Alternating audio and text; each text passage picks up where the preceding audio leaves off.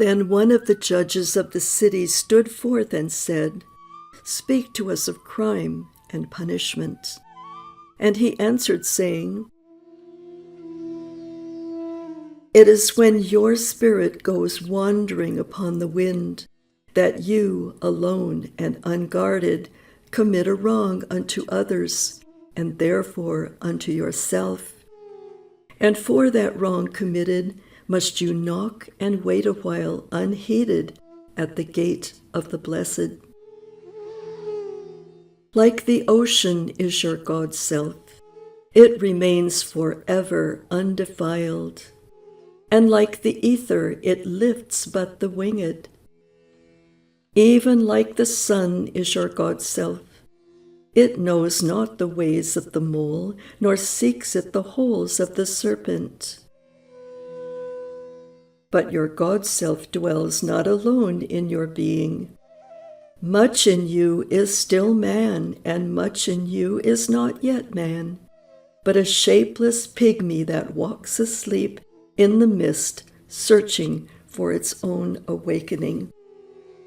And of the man in you would I now speak, for it is he and not your God's self, nor the pygmy in the mist, that knows crime and punishment of crime.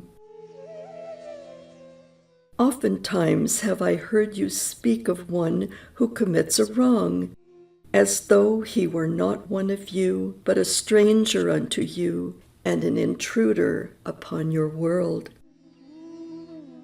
But I say that even as the holy and the righteous cannot rise beyond the highest which is in each one of you, so the wicked and the weak cannot fall lower than the lowest which is in you also.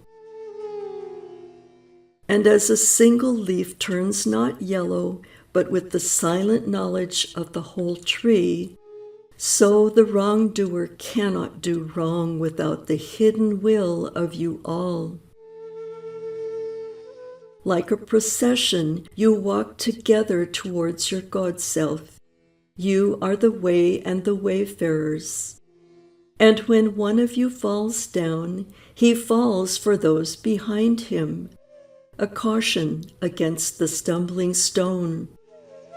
Aye, and he falls for those ahead of him, who, though faster and surer of foot, yet removed not the stumbling stone.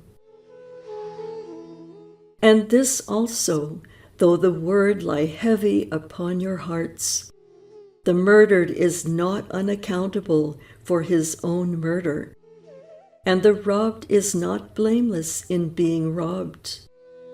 The righteous is not innocent of the deeds of the wicked, and the white-handed is not clean in the doings of the felon. Yea, the guilty is oftentimes the victim of the injured, and still more often the condemned is the burden-bearer for the guiltless and unblamed.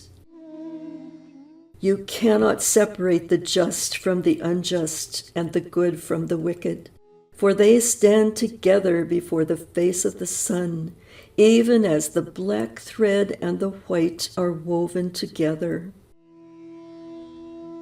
And when the black thread breaks, the weaver shall look into the whole cloth, and he shall examine the loom also.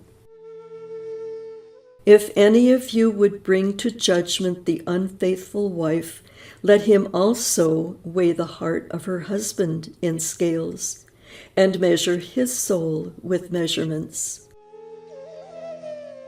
And let him who would lash the offender look unto the spirit of the offended.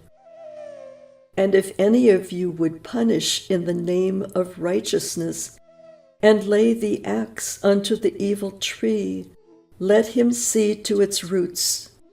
And verily he will find the roots of the good and the bad, the fruitful and the fruitless, all entwined together in the silent heart of the earth. And you judges who would be just, what judgment pronounce you upon him who, though honest in the flesh, yet is the thief in spirit. What penalty lay you upon him who slays in the flesh, yet is himself slain in the spirit? And how prosecute you him who in action is a deceiver and an oppressor, yet who also is aggrieved and outraged? And how shall you punish those whose remorse is already greater than their misdeeds? Is not remorse the justice which is administered by that very law which you would fain serve? Yet you cannot lay remorse upon the innocent, nor lift it from the heart of the guilty. Unbidden shall it call in the night, that men may wake and gaze upon themselves. And you who would understand justice, how shall you unless you look upon all deeds in the fullness of light? Only then shall you know that the erect and the fallen are but one man standing in twilight, between the night of his pygmy self and the day of his God self, and that the cornerstone of the temple is not higher than the lowest stone in its foundation.